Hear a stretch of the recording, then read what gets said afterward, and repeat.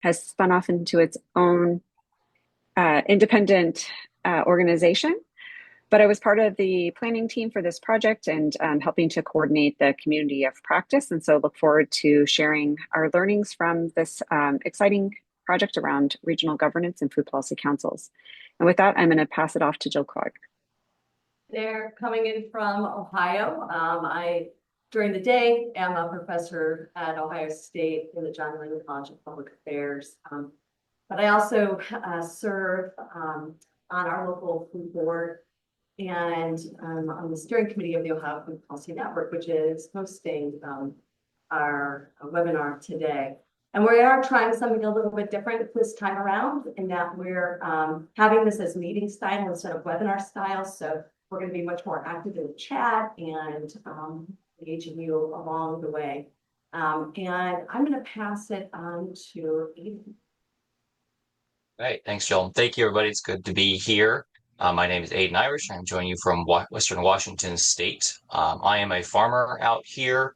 I'm also a professor of practice at the University of Washington School of Public Health, where I teach U.S. food systems policy. I was the project manager for this project, so I worked with everybody here, but particularly with Karen on managing the community of practice that we'll talk more about. And I'll hand it over to Audrey.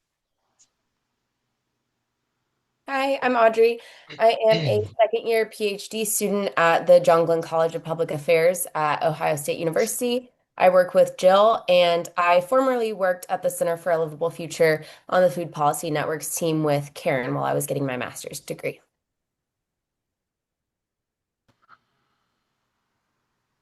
Thank you all. And so before we launch into our presentation, we'd like to know who's in the room. So if you would take a moment and in the chat, if you'll please introduce yourself, tell us your name, your pronouns, and the organization or food policy council that you're with.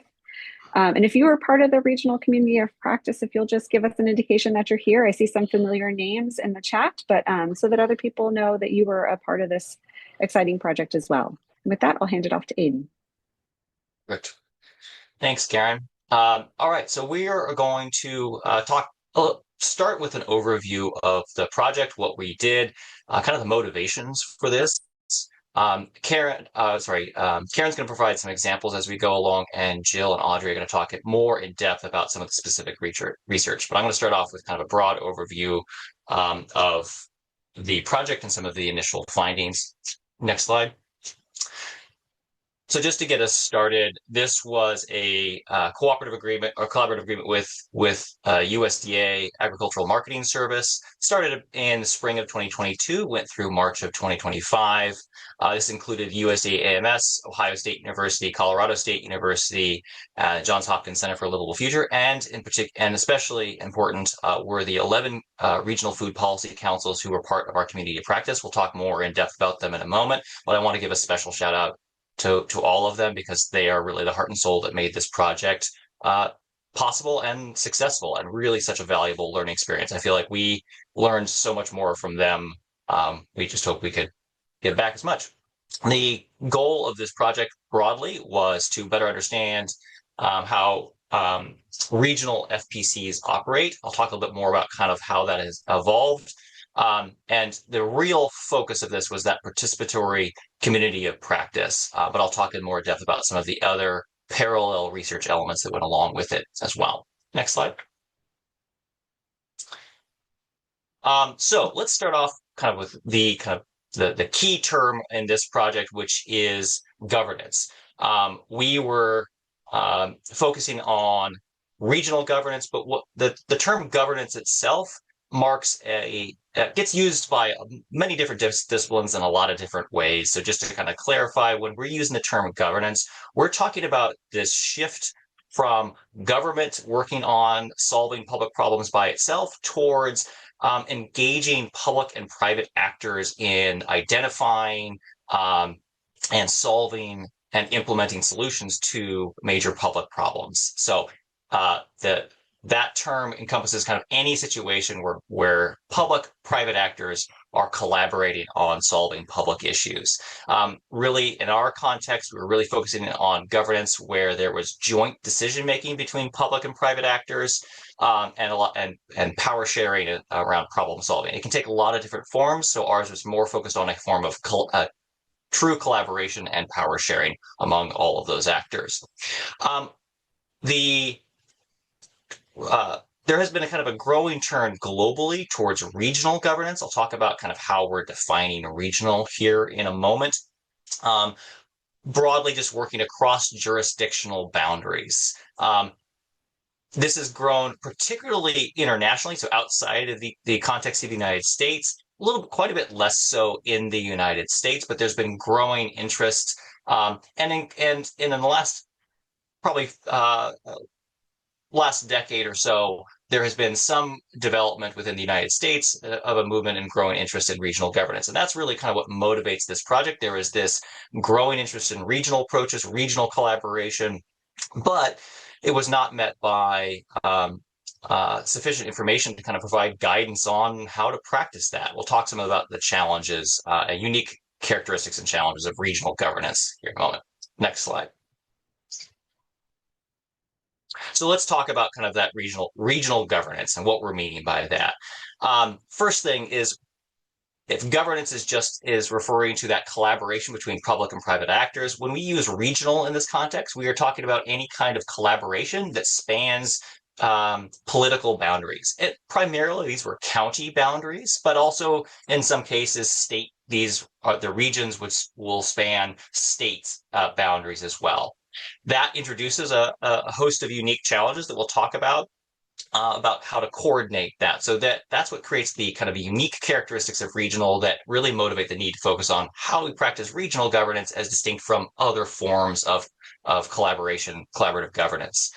Like I said, there has been growing interest in regional governance outside of the United States, but much less so within the United States. There are many special purpose districts that are focused on a specific issue, such as water. There are regional authorities between different governments. And generally, where kind of regional approaches to governance within the United States have been used, they've been mostly focused on economic development, but much more limited attention to kind of how it's been practiced in food and food systems work. But like I said, there's this growing interest, largely responding to the recognition that public issues don't stay neatly confined to political boundaries. So there is this need to work across jurisdictional boundaries to solve public problems. So the fundamental motivation here is providing some practical information to address this growing interest in regional approaches. Before we move on further, I want to take a moment to just compare and contrast regional governance, how we're using regional governance, with regional food systems. For regional food systems, I'm going to point to Kate Clancy's report from 2023 that's outlining characteristics of a regional food system that provide production variety. It goes beyond the local, pursuing self-reliance, that pursues regional approaches to equity, justice, stewardship, connecting local and national supply chains, considering scale, markets, and values, encourages decentralization. That is an important kind of it's an important concept for when we're talking about regional governance of food systems.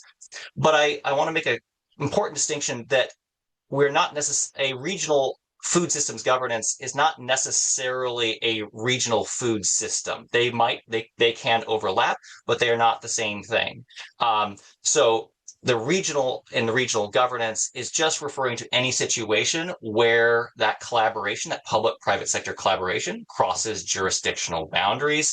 It may or may not encompass an area that has the characteristics of a regional food system that are outlined, ideal regional food system that are outlined on the right-hand side here. So just to kind of set that up initially, but the regional food system is a really important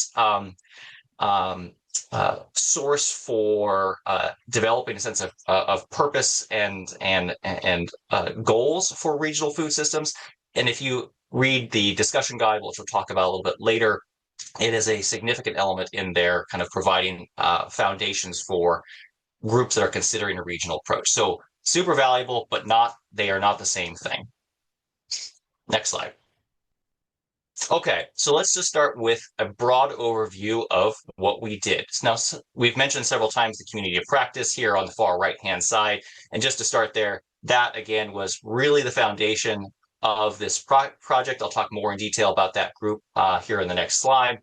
There were two other kind of major components of this project. The first is the scoping review.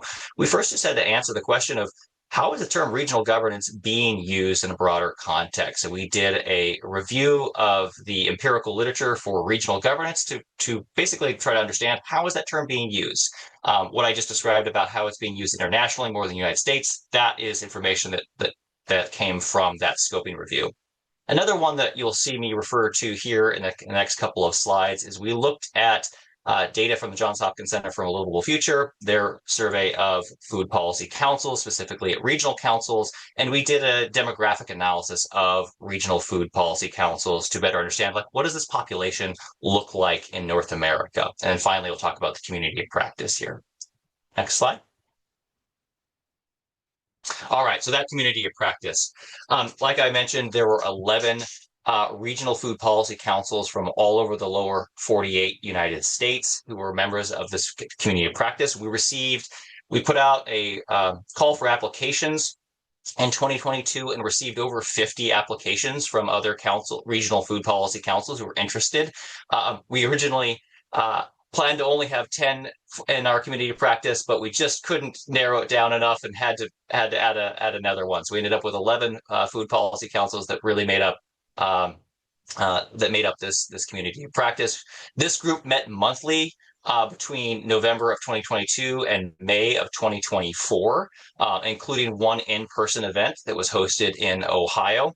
The goals of that community of practice were to primarily, first and foremost, to support the missions of those regional councils, providing information and resources to them. But in addition, we as a project team were really wanting to learn from them, how do they go about their work? And then the final key goal of this community practice was just to develop some sense of community and connection and relationships across people working regionally. And that was really an important outgrowth that was recognizing that if you're working regionally, sometimes it can feel like we're doing something distinct. We don't know if other groups are doing this, and developing that sense of a community was something we heard from participants as being really, really valuable outgrowth of this project. The topics that we covered in those monthly sessions, those were developed collaboratively with the community of practice. That very first session, we laid out some potential ideas, and then then listed out a number of topics that the councils were interested in, and then narrowed those down to ones that were more specific to regional councils, topics that were going to be distinct to a regional food policy council, more so than, say, a local food policy council. And then we had to wrestle all of those ideas into a series of relatively defined monthly topics, and many thanks to Karen for her significant role in that. I'm not going to kind of read off all the names there. They are listed out on the right-hand side. Those are all of the councils that were part of the community practice, and the map in the middle indicates where they are located. These slides will be available if you're wanting to take a look at that list more in detail later. Next slide. Okay, so before kind of get on to more specific details, I want to talk first about a couple of population level characteristics from that regional demographic report. The next two slides, I'm going to highlight just two of the charts from that report. If you want to look at more detail, that report is available online, and we'll send it out after this presentation as well. The first one I want to highlight here is this birth and death of regional groups chart. And the main thing that this graph is showing here is the population of regional food groups between 2018 and 2020. And then how many groups or how many regional councils enter that population and leave that population in that year. One quick note, we are using largely data from pre-COVID, so 2020 and earlier. That's largely just because the data set changed significantly in response to COVID to better capture how councils overall were responding to COVID. So we're focusing on that pre-COVID era because it was a kind of more normal time. The takeaway I want you to highlight for you all from this particular council is just that this is a population with what we ended up referring to as a lot of churn. There is a lot of groups that are entering and becoming regional councils, or they're leaving, or they're ending their operations, or they're defining themselves as a regional council, or defining themselves out of being a regional council. It is highlighting something we'll talk a little bit more about, that it is a population in significant amount of flux as groups figure out, is a regional approach appropriate to their work and their issues, and what does regional mean for them? So main takeaway, just lots of churn, lots of evolution. Next slide. The next chart that I want to highlight here is this connection to government. And I'm going to point your attention largely to the group of columns on the far right-hand side that show a consistent decline in the number of regional councils that report having no connection with government.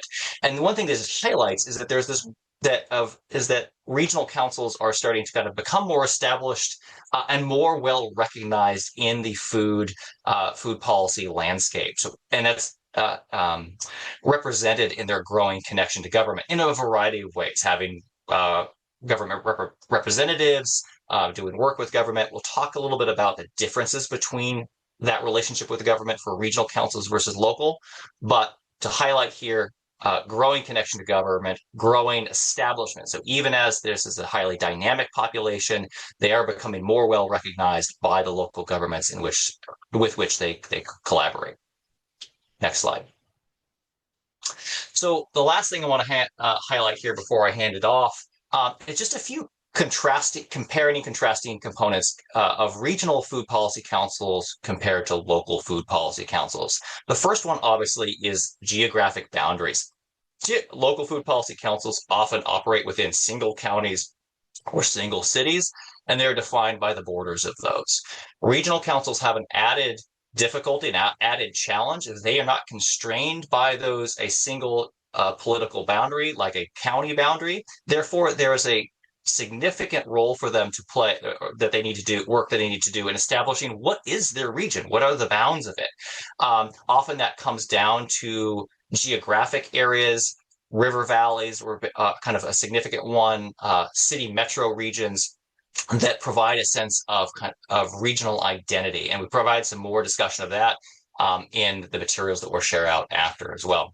Another kind of key difference that I kind of hinted at on the previous slide, comparison between local and regional, even though regional councils have a growing relationship with government, they overall, and this, by the way, these are not universal claims, there's significant variation among regional councils, but overall, regional councils tend to have a much more kind of neutral advice-giving role with government compared to local councils. So even though they're much more involved, they often are not advocating outright, they are providing kind of informed advice. And Karen will provide some examples of that as well as some contrast.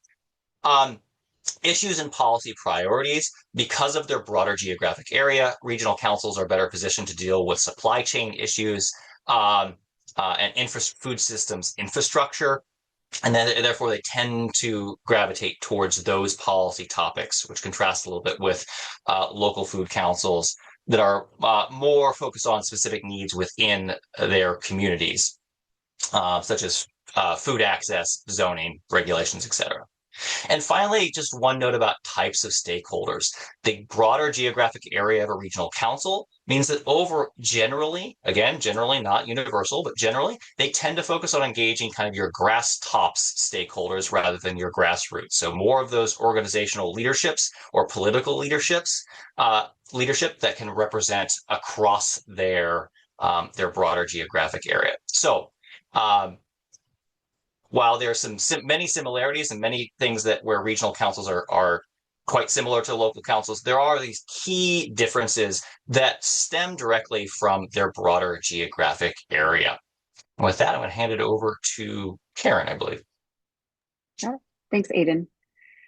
So just to provide some kind of examples of what this looked like through our community of practice, and what we saw coming out of it in terms of what it meant to operate regionally and how the groups would define or look at their regions. I'm going to provide just about four examples, four different examples of ways that the groups in our community of practice kind of contextualize their regions. So this first one comes from the Western Prairies Food, Farm, and Community Alliance in Kansas. And Kansas is a fairly flat, spread out state. I think there are about 32 counties within the state. And one of the things that was reflected back to us from Western Prairie and their idea of their region is that there's a need for them to work regionally. Where they are is sparsely populated. There's not a whole lot of people in the area. They're about the size of Massachusetts, as you can see from this quote. And so it's imperative for them to work together. They have to rely on each other so that they can get assets and resources and be able to make progress or support their food system in the way that they want to see it grow. This also prevented a huge challenge in terms of what do you define as community members? How do you bring people together when you're across a wide geographic region? And so getting creative with use of virtual technology, also making sure that people have an opportunity to come together in person. And then just kind of thinking about if you are in an area that is sparsely populated, people wear multiple hats. And so they show up in different ways and in different spaces because they're holding multiple facets of work and interests as well. So, so for Western Prairie, being regional was versus local was just a natural way of doing things, just because of the sparsity of population and how spread out they were. Next slide. Contrasting that is another council that was part of our group in Cass Clay. It's the Cass Clay Food Partners, which spans two states, North Dakota and Minnesota. And this council was defined really along mostly jurisdictional boundaries. So they covered two states, two counties, and they also covered four cities: West Fargo, uh, Moorhead, and then Dilworth. And the council runs along kind of the Red River Valley. But their defining characteristic was mostly around their jurisdictional boundaries.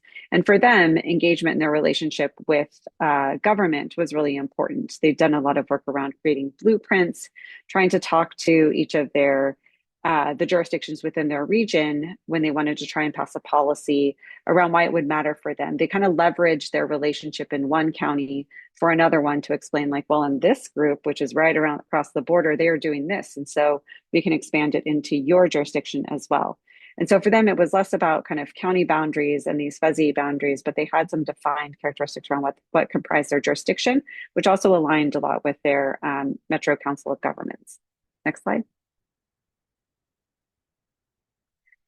Another example is from the Hudson Valley Food Systems Coalition. This council is located in New York. And one of the defining characteristics about the Hudson Valley Food Systems Coalition is that the Hudson Valley is very well defined. There's lots of characteristics associated with this region. As you can see from these images, which are not from the council, but from other groups that are working in the region, there's already this defined characteristic around their food shed and around where you can go for different types of foods or tastings. You could take a tour of the Hudson Valley based on just your taste palette. And so it came with these kind of characteristics that already identified and defined what the region looked like. And so for them, they did align with county boundaries for 7 counties within this geographic area, but they also looked more toward the characteristics of their community based around their food shed.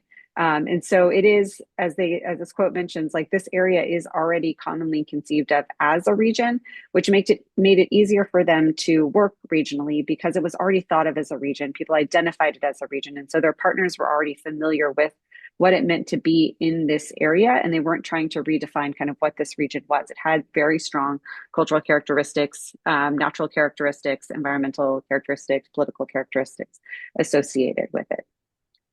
And then next example. And then lastly, another way that the councils in their coalition thought about the region was based around their food supply or their food supply chain. And so this one comes from the Roanoke Food Shed Network, which is located in Virginia. And what they mentioned in terms of how they defined their region was that they were trying to focus on their whole supply chain, not just one component of that chain.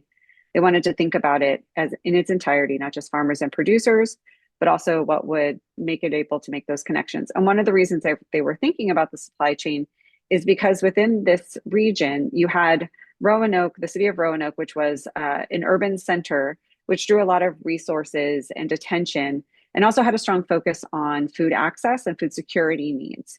And so in order to make those connections to across the supply chain, they were also reaching out across this wider geographic region where there were farmers and producers, as well as distributors and processors, and trying to make those connections. And so they were balancing between this idea of holding on to those issues in the urban space for around food access and making connections to the farmers. And each of those areas had a different focus and purpose. And so for them, it was trying to tie together these issues and how do you hold these stakeholders that have different focus and bring them together toward one shared collective kind of purpose around their food system and balancing disagreements in there. So for the Roanoke and the Food Shed Network here, their geographic area had two different focus, but they were trying to merge them and looking across the supply chain as this impetus for why they needed to work at a regional level. And with that, I'm going to turn it over to Jill. So I want to dive into just one specific question we were asking that is related to that idea that Aiden brought up earlier, which was this churn and this concern from some councils that they seem to be in constant motion, that there was a regular changing of governance structures and processes. And what we mean by governance structures and processes is like your organizational structure, your grassroots, nonprofit, embedded in government, relationship to government, council membership, and decision-making processes. And community practice members wanted to know, how are councils restructuring and what's driving it? And you can see the community of practice in a few of us on the right-hand side there. Now, in our field of research and public administration, collaborative governance is studied quite a bit. And I would argue that most food policy councils are a form of collaborative governance, meaning that you have these cross boundaries, structures and processes by which public and private citizen groups work together towards a shared purpose that no single organization can achieve alone. And these collaborative groups are meant to be more flexible and therefore more adaptable. And this framework that you see here on the screen is the framework that we were thinking about this question about adaptation. Now, there are three interacting dynamics that drive collaboration. One is resources. Do you have the resources to get things done? Two is, do you have the right people and processes to make decisions? And then third, and this is really the glue that keeps everything together, do you have shared motivation? Which includes this idea of internal credibility. And internal credibility is that people believe that you are procedurally fair, inclusive, and representative enough that the council itself can be a credible community voice. And these three components work together and they aim to result in action that have an impact. I mentioned earlier that collaborative arrangements are theorized to be more flexible and that adaptation goes hand in hand. And adaptation can come from things external to the group. They can come from things internal to the group. They can result from the group learning through action. Now, most of the research on groups, collaborative groups broadly, says it's external influences that result in a lot of adaptation. The way we approached this was using, we interviewed our community practice members. We were all in meetings together. They shared documents with us. We coded two things, what the adaptations were, what the changes were, and why. There were three of us that did this independently. We coded everything. We came together and deliberated for for multiple times to develop consensus. And then we also had exit interviews with all of our community practice members, and also shared with them the final results for them to check our findings to make sure that it reflected what they understood to be their adaptations. Now, this is just showing you the coding structure we use. Adaptations are on the left. This is like what the changes are being made to governance structure process.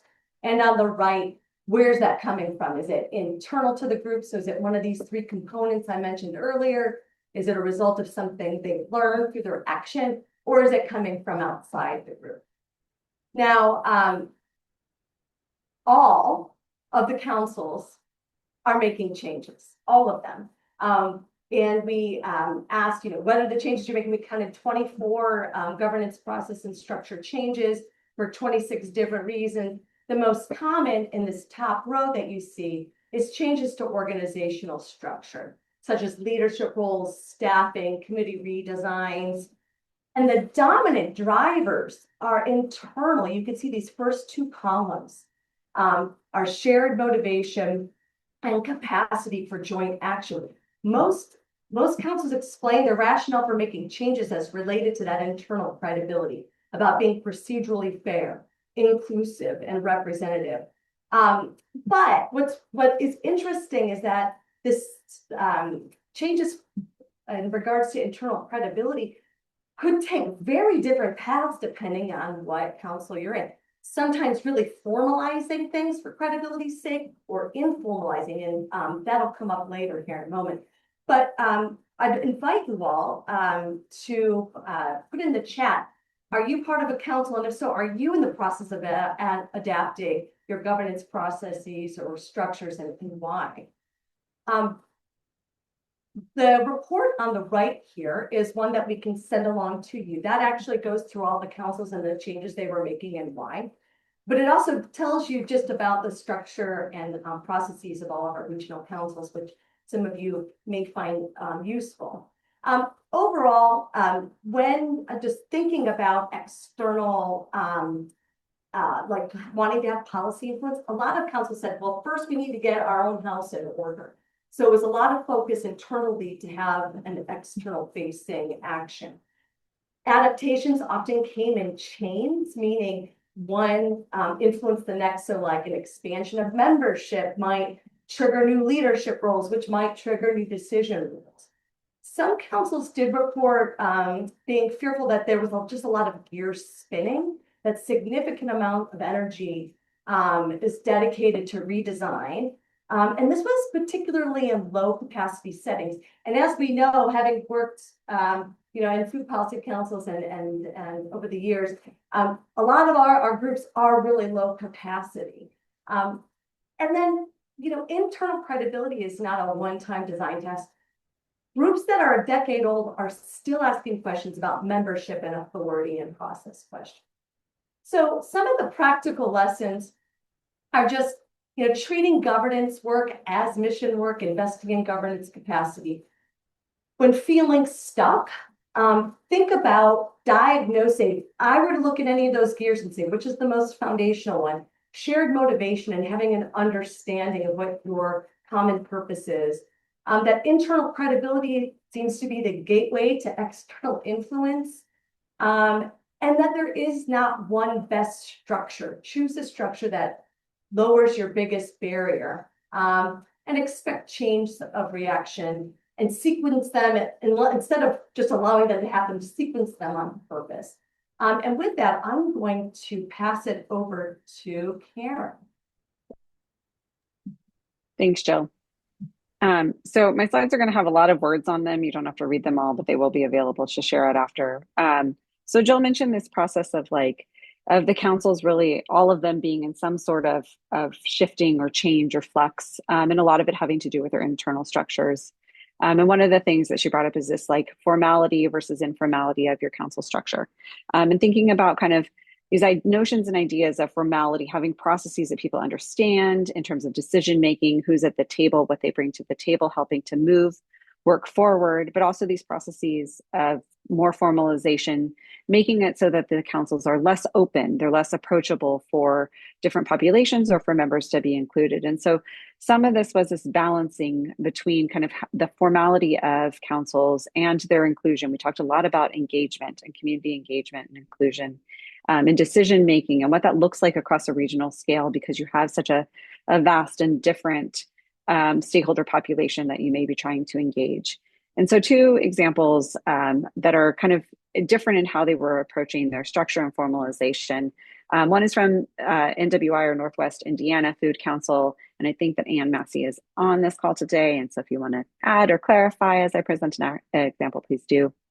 But Northwest Indiana is structured with a board of directors that holds more central decision making for their strategy and structure, as long as an executive leadership team of staff that makes more program specific decisions. And so you have these two bodies that are working together, and a lot of their decisions are guided around a strategic plan. And that strategic plan over time gets rewritten and adapted for multiple years. But that was really driving what they were doing. They had a plan, they had a central mission and focus and a vision that was driving what they were doing.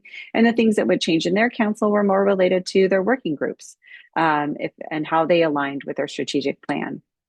On the other side, you had the Columbia Gorge Food Security Coalition, and this council was working on deformalizing some of their structure.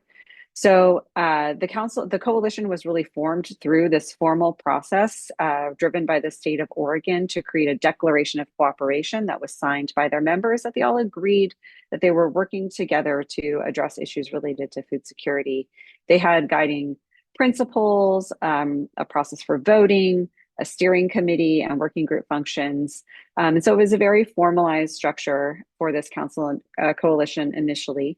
And moving forward over time, what they were trying to do was shift away from this formality and shift away from these strict processes for voting and steering committee, and making it more open and approachable to members. And part of the reason for this was reducing the bureaucracy meant that it was open to those that might not have been likely partners or likely contributors to the Food Security Coalition. And it would make it more responsive to community needs. The more structures and processes you go for or set up, the less nimble or less responsive a council can be in a timely manner. And so trying to make it a little bit more approachable, a little bit more responsive to community needs, not driven by a hard idea of what the council was focused on.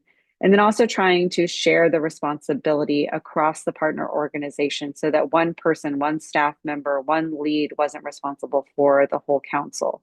And so they were engaging a little bit more in processes that allowed for more dialogue, more discussion, and more deliberation versus a hard voting structure.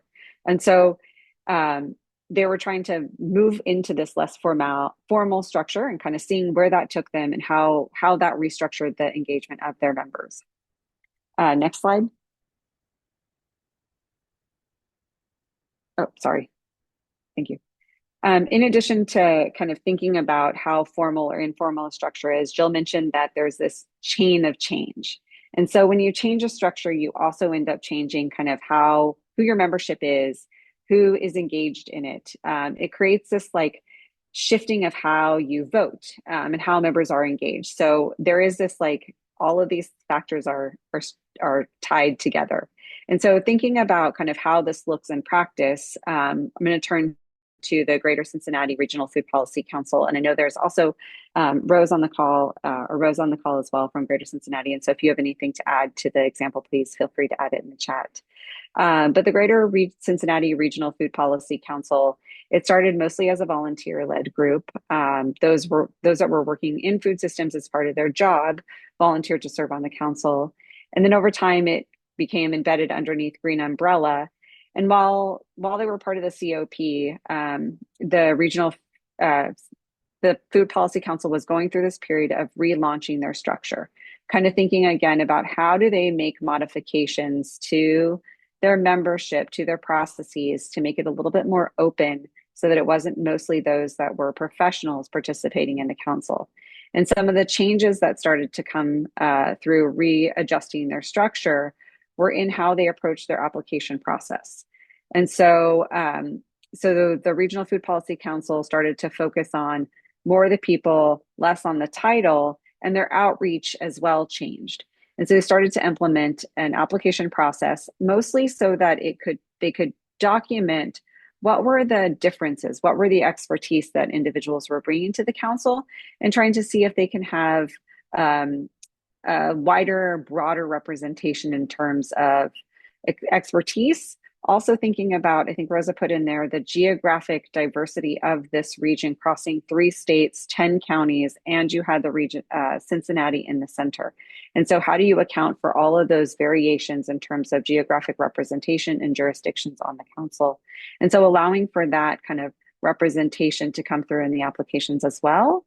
And then also shifting from it being mostly staff driven to also to having the members making decisions, having them contribute their expertise to the decisions that were made for the council. I think one of the things that was driving Cincinnati in terms of rethinking their application and their structure is this tension that they held as well, similar to Roanoke, of it being hyper local and hyper focused on Cincinnati, but also recognizing that you have this broad, large region. And so how do you shift that focus away from just the dominant urban center and have it be that it's drawing in from those regions as well? And one of those things is making it more accessible for people to become a participant in the council. Next slide. And then also, the NODA is that change is really hard to make and it's really hard to do.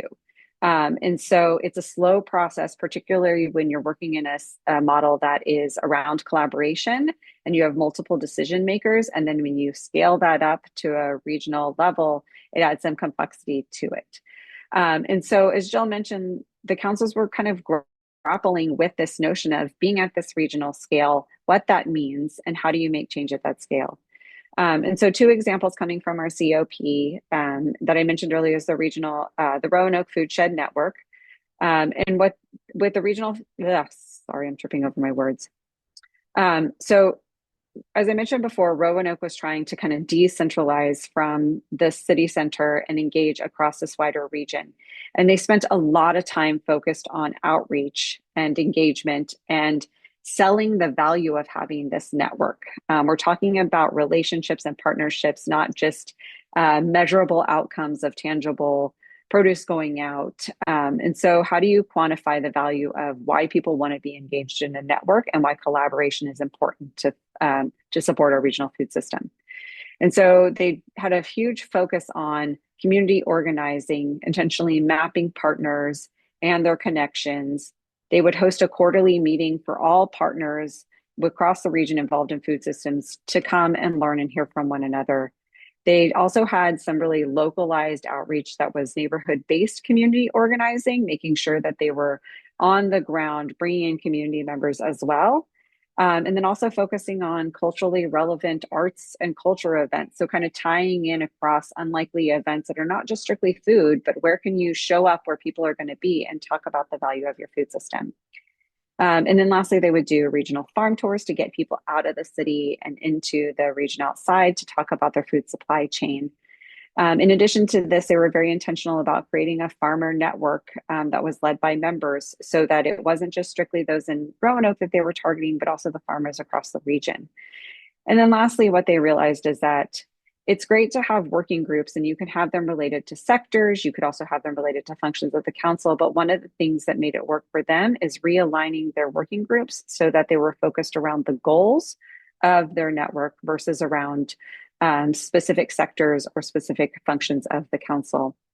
But in doing so and opening it up and trying to engage multiple people across this region, they ran into issues around conflicts and leadership. And this is where kind of this process and structure comes into play in terms of formality and realizing that while they were trying to do all this outreach and they had some processes of governance in place, what they didn't have is how people come to an understanding and how you address conflict. And so that became the next challenge that they were trying to address and focus on. And then counter to that, you have another council, the Boston Food Access Council, that was part of our community practice very early on in its stage of transitioning to become a regional council. And so it was taking this council that had been situated within a very dense populous center and trying to expand it across the region. And so it was struggling with kind of how do you shift from a, a stakeholder group and a membership base that is really urban without necessarily connections across the region, and you scale it out. And so they were trying to figure out like, how do you bring in resident input and not lose that, but also bring in partners that were across the region and reach out to them and building those connections. And so I think some of the the learnings from having Boston a part of this was just how difficult it is to transition to regional and what that means in terms of expanding population, expanding stakeholders, expanding engagement, and thinking about how you restructure a council to be able to do that. Next slide. I think now I'm going to turn it over to Audrey. All right, thanks, Karen. So I'm going to be talking about collaborative governance regimes, so food policy councils and their engagement in the policy process. And if you can go to the next slide, we just heard Jill describe collaborative dynamics in collaborative governance regimes and how those collaborative dynamics kind of work together as part of this cycle to reach a shared purpose that otherwise couldn't be achieved by just one group. And as food policy councils, one of the shared goals or shared purposes that a lot of the COP groups want is to work towards policy engagement. But having strong collaborative dynamics doesn't always translate into engagement in formal policy venues. And when I'm talking about formal policy venues, I'm talking about those like structured institutional arenas where policy is made, debated, influenced, things of that nature. So instead, COP groups were describing their collaborative dynamics. And oftentimes, collaborative dynamics in groups like these can really be more of an end rather than a means to an end. And so what our COP members want to know is how can we move from this internal collaboration where we're doing this really good thing, we're participating in this cycle, to external policy engagement. And for regional councils, this can be even more challenging because for them, engaging in formal policy venues often means engaging in multiple jurisdictions and potentially across different levels of government. And it also means working with a lot more actors in those different settings. So even though that we saw from Aiden's slides earlier that these regional councils have this growing connection to government, oftentimes it's that growing connection to government and all of the actors involved that actually can muddy the waters in this process. So if you can move to the next slide. Here I wanted to go back to the CGR framework that Jill just presented because it gives a really good visualization of the challenge or the question that we were trying to get at with this research. So it shows here how collaborative dynamics leads to action, which makes sense. So when you have the right people at the table and they're talking and they have resources and they trust each other, something tangible is going to occur. Something's going to be produced. But nothing about those dynamics necessarily says that it will lead to policy engagement, especially in the context of regional councils where it can be more challenging, as I just described. So in this project, we were really focused on this arrow, which actually doesn't have a circle, if you can know to the left, leads to. Yeah, very, very inconspicuous arrow. Doesn't seem like it's important, but really it's the whole focus of this research. So in this project, we're focused on what the mechanisms are that actually translate collaborative dynamics to formal policy engagement. Because, like, if you look at this picture, like I just said, that arrow is very inconspicuous. We don't know what is actually leading to that policy action from these collaborative dynamics. And if you can go to the next slide. So our data came from the COP, which we've covered. And what's really important here is how we coded, what we were looking for in these interviews with the members of the COP. So we focused on three specific things. So first, we wanted to see what collaborative dynamics were present within the regional food policy councils. So knowing that those collaborative dynamics are theorized to lead to action, we next wanted to see what actions that those councils were taking. So you're collaborating, you have this internal work, what is that producing? And finally, if any of those actions involved engagement in formal policy venues, we wanted to know why. What were the mechanisms? If you can move to the next slide. So from all of this coding, we developed this framework that explains how councils engage in formal policy venues. And I'll just give a very quick overview of this framework. So starting with theme one, we found that there are things that shape how collaborative dynamics looked within each council, which is all of that stuff above the box that says theme one. So things like the council structure and just the contextual conditions around that council.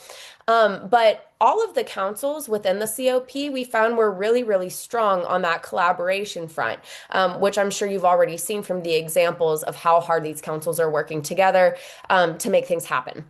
For theme two, we looked at what that collaboration led to. And it's always something, right? But it's not always external policy engagement. Sometimes it's the thing that Jill just talked about. Sometimes that collaboration is leading to adaptation. Sometimes that collaboration is leading to internal actions like getting the house in order, right? So not always external policy. So if collaboration did lead to policy engagement, we next looked at why and found that the things that led to policy engagement could really be described and summarized by another framework that we often use in policy process research called the Advocacy Coalition Framework. So on the next slide, I'm going to talk about what those things from the Advocacy Coalition Framework are.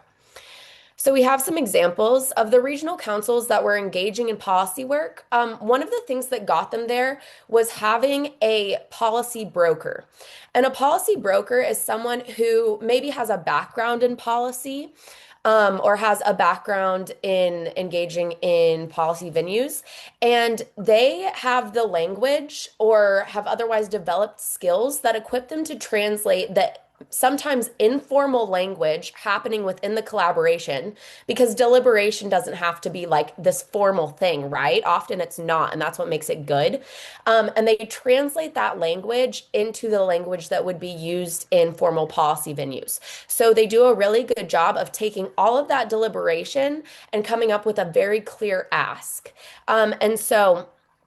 And I know that people from the Cincinnati Regional Food Policy Council are in this call, so if you can expand or have anything to add, that would be great. But they provided a great example of this in the COP and talked about how one of their former members did have that policy background and did a really good job when they were working on an urban agricultural or a zoning ordinance in translating that language.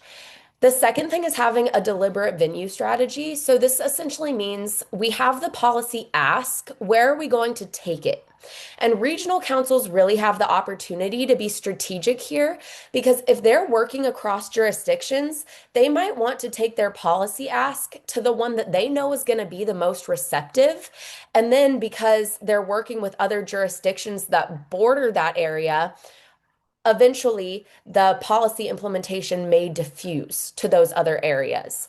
So starting with the one that is the most receptive and then allowing that implementation to spread out. The third is policy-oriented learning. So councils did a lot of education on certain policies. We heard a lot about educational events and things that were covering kind of passive information, like what is this policy doing? What are the kind of ins and outs of this policy, just to understand it on a topical level. But policy-oriented learning is something a little bit different. It's learning about policy in a way that pushes people to think differently or maybe even change their views about the best way to achieve something. And we saw this here with the Cass Clay Food Partners because they wrote blueprints on certain policy topics. And so that was the passive information. But then in those blueprints, they encouraged each jurisdiction, each representative member in their council to think about, okay, well, how would this actually play out in my municipality? Because it's going to be different from area to area. And we want to really clearly think through those differences and learn how we might organize this policy or adapt to its nuances. And then finally, alignment on secondary beliefs. That's kind of the glue that holds all of this together. And this is different from having alignment on broad goals, which is what we covered. That's the large overarching thing that's driving this collaboration. But having a clear policy ask isn't the thing that's driving the collaboration. It's an output of it. So really being clear on how do we want to achieve this policy that we're looking to get get passed that we're looking to implement, and what are the mechanisms for doing that. So alignment on that can be quite different from the overall goal. And if you can move to the next slide, this just provides some practical takeaways, just in more usable language. So to become a policy engaged counsel, it's really helpful to have someone with a designated policy broker role. And this is best summarized as who's going to do the talking. When we go into this formal policy venue, who is going to make our asks legible to someone who is just speaking the language of legislation in this setting? It's also helpful to discuss and adopt deliberate venue strategies. So, who are we talking to and where? And for regional councils, that's likely a matter of choosing the most receptive place to take your ask. The third is to build alignment on specific policy instruments. So, what's the best way to convey our message? You've got to have agreement on that. And then developing reusable policy knowledge. Why do we believe this is the policy outcome we want? And this is really a challenge for regional councils, because you're going to have to work through differences. If you are a metro council in a regional council, you are representing a metro area, and you have rural areas also in that council, you may have this policy strategy that you think is gold.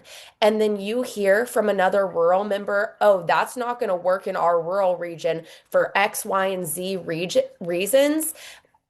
Developing policy knowledge means listening to that, taking it in, and then changing your idea of how policy is going to work based on those additional nuances.